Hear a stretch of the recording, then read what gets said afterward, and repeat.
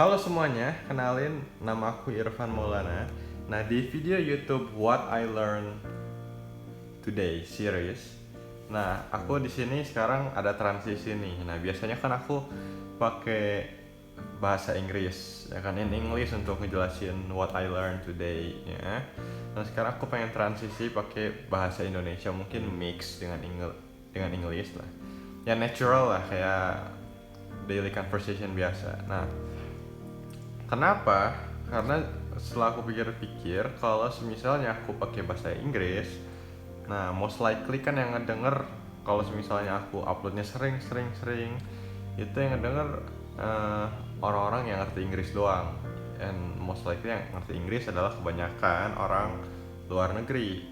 Nah, sementara setelah aku pikir-pikir, oh my god, information knowledge yang berbahasa Inggris itu, kalau kamu perhatiin di YouTube itu udah banyak banget, dari mulai TED Talk apalagi ya. Wah, banyak deh, kamu cari sendiri ya.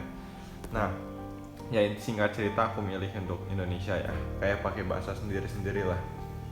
Nah, oke, langsung aja to the point, alright. So, what I learned today ini kali ini tuh menyangkut tentang limiting belief, alright. Nah, pernah nggak sih kalian ya ngerasa gitu loh, misalnya di dalam suatu bidang either anything yang kamu ngerasa susah. Misalnya aku kan udah bisa main gitar lah, bisa dibilang ya, bisa main gitar fingerstyle. Nah, mungkin buat orang yang nggak bisa main gitar fingerstyle, alright, buat orang yang nggak bisa main gitar fingerstyle, main fingerstyle gitar itu something yang hard, so hard gitu loh. Nah, dan dengan mereka setelah mereka berusaha main gitar, belajar day by day gitu ya, mereka bakal ngerasa ada some kind of like drop in motivation. Terus ada internal thought gitu ya, dimana mereka meyakini bahwa wah, main gitar susah banget, gila, ini baru main beberapa menit aja jari aku udah sakit banget, kayak mau berdarah gitu kan.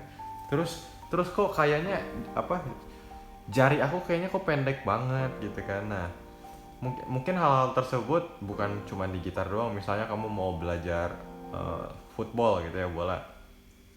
Misalnya kamu newbie kayak aku, nggak bisa main bola dan pengen belajar main bola. Nah, terus misalnya day by day kamu latihan, kamu ada drop in motivation dan kamu muncul some kind of limiting belief. Nah, dari limiting belief tersebut mungkin bunyinya gitu ya, kan variation. Cuman aku contohinnya kayak gini aja. Anjir, misalnya gini. Anjir, main bola susah banget dah. Baru main bentar aja udah ngos-ngosan, capek, udah nggak kuat lari. Terus baru main bentar aja kayak gue udah nggak kuat lari gitu kan. Kayak oh my god, ini gue cupu banget. Kayaknya bola bukan gue banget deh. Kayaknya bola it's not for me, paham nggak? Nah, when kita muncul pikiran-pikiran dimana kita kayak meragukan diri sendiri, kayak anjir, kayaknya matematika bukan gue banget deh, kayaknya gue bukan orang yang tipe suka ngitung, kayaknya ngitung-ngitung tuh bukan gue banget deh, kayaknya gue cocoknya sifatnya ngafalin deh. Nah, and things like that lah.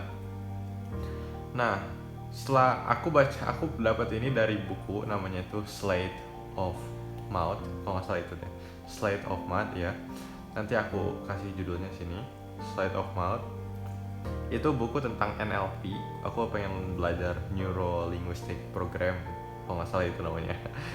Nah, singkat cerita dari buku tersebut ya, aku di buku tersebut tuh ngasih tahu bahwa the unanswer how question itu menumbuhkan limiting belief tersebut. Kamu sadar nggak sih ya, yang ngebedain kita newbie, aku misalnya newbie di sepak bola, olahraga in general aku totally newbie gitu ya. Nah, terus apa yang bedain aku yang newbie banget di olahraga, bola, basket, anything, yang ngebedain aku dengan yang pro di luar sana di olahraga tersebut?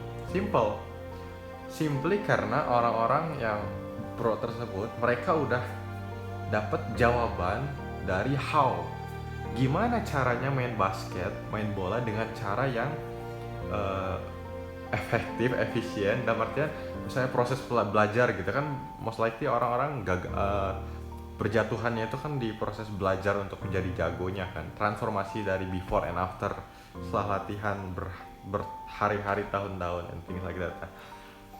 Orang-orang yang jago di luar sana itu, kalau menurut bukunya Slate of Mud itu, mereka itu udah menjawab pertanyaan gimana caranya latihan yang paling efektif, gimana pola latihan yang terbaik, gimana latihan dimana kalau kamu ngelakuin repeat exercise tersebut, kamu change kamu untuk bisa jadi pro player itu bakal gede juga.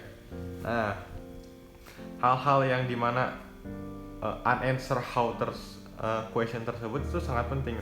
Pas aku baca buku tersebut gitu ya, it's like oh fuck, holy shit. Karena aku juga kayak gitu. Kalau kamu pengen tahu gitu ya, ini sharing doang. Aku waktu dulu SMP itu, aku literally nggak suka banget yang namanya belajar. Kerjaan aku ngegame, wah mistakes lah, bener total mistakes lah waktu aku zaman SMP. Nah singkat cerita, aku zaman SMA aku tobat. Dari SMA awal aku tobat karena aku ngerasa nilai di SMP aku jelek juga gitu kan. Kayak oh ya udah deh, gue kayaknya harus belajar. Nah dari situ aku belajar kayak matematika, fisika dan sebagainya. Aku ngerasa kayak di awal itu emang loh serius susah banget, dan kayak aduh gitu susah banget yang belajar MTK fisika. Tapi dalam artian seiring belajarnya aku menemukan bahwa pattern-pattern dimana ini kan seiring latihan soal menemukan pattern. Oh ternyata gimana nih caranya ngerjain soal-soal tipe yang kayak gini waktu zaman SMA kan. Oh ternyata jawabannya kayak gini. Nah di saat kita udah nemuin bahwa oh kalau ada pertanyaan kayak gini jawabannya kayak gini, nah di saat kita tahu jawabannya itu apa, kita kayak oh shit man, yeah I can do it, you know. Nah gitu juga kalau kata buku tersebut, unanswer how question itu nimbulkan limiting belief. Nah limiting belief itu contohnya kayak aduh kayaknya matematika itu ngeri banget deh, dalam artian gue integral, turunan dan sebagainya wah susah banget kayaknya. Matematika, fisika and things like that kayaknya bukan gue banget deh, gue kayaknya cocoknya jadi apalah yang kamu lebih suka gitu ya. Nah ternyata setelah aku belajar, holy shit man, ternyata mencari jawaban terhadap pertanyaan yang sifatnya how to do it gitu ya, itu sangat penting. Kenapa? Karena kalau kamu nggak berhasil jawab ya itu dia, nanti muncul limiting belief tadi. Nah setelah aku pikir-pikir, oh ternyata solusinya adalah supaya kita nggak muncul limiting belief tersebut,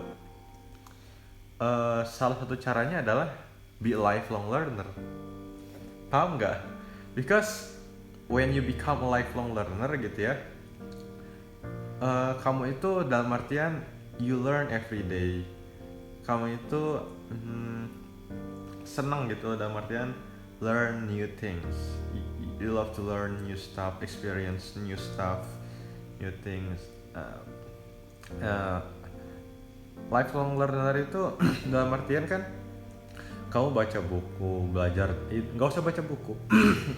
sorry not necessarily harus baca buku, bisa dari YouTube, artikel ya kan. Kamu itu kalau misalnya be a lifelong learner itu you always ask question, what is this trying to teach me? Entah itu kamu semisalnya nonton video apa ya, videonya simple deh, PewDiePie. Mungkin buat orang kayak oh PewDiePie perasaan gaming semua, but kalau misalnya kamu perhatiin dan pelajari polanya, terus kamu nanya what is this trying to teach me, apa yang membuat PewDiePie bisa mendapatkan subscriber YouTube-nya sebanyak itu, atau Atta Halilintar you ask the same question. Terus kamu what is this trying to teach me, bagaimana cara mereka, pola mereka merekam video YouTube-nya, gimana cara dia ngomongnya. So everything is a learning experience gitu loh, paham nggak? Nah makanya itu when you become a lifelong learner gitu ya, change kamu untuk menjawab unanswer how question itu menjadi lebih besar.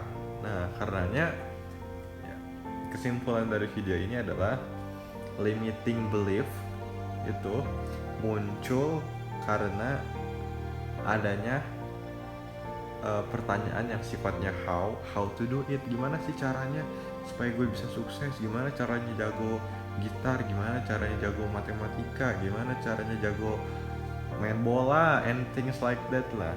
Nah, salah satu cara untuk menganswer pertanyaan-pertanyaan tersebut adalah menjadi lifelong learner. Simple kan? So, itu sih sebenarnya video kali ini. Alright? Nah, goodbye. Oke, segitu dulu ya. I'll see you in the next video. Bye bye.